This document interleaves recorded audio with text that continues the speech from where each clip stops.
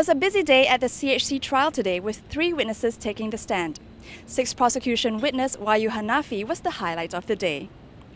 An Indonesian businessman who grew up in Singapore, Hanafi owns a chain of supermarkets and department stores in Papua New Guinea and owns multiple properties across the region. In establishing his relationship with the 6 accused, Hanafi said that he considered Kong Hee, senior pastor of CHC, his mentor.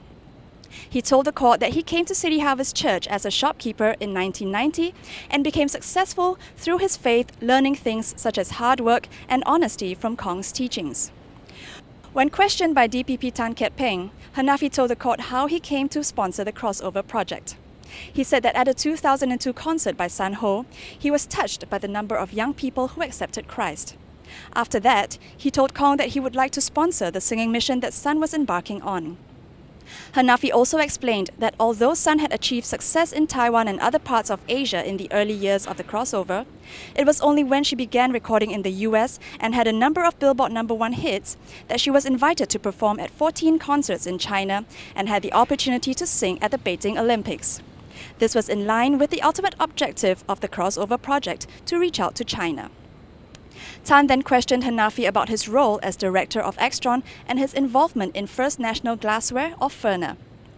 He revealed that he took over Extron a month after it was set up, and that FIRNA was a 38-year-old company started by his father-in-law, which he took over in 2007.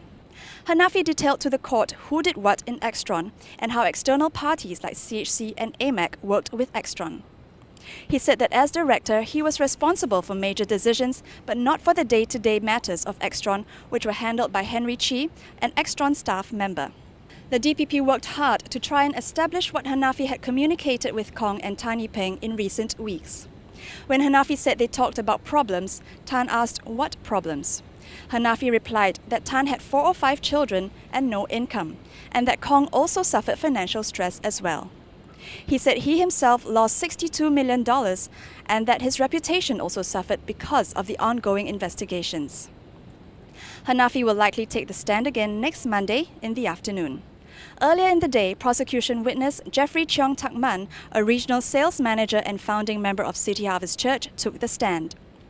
DPP Mavis Cheong took Cheong, one of 3 trustees of the church, through a series of documents that he had signed in 2007 and 2008.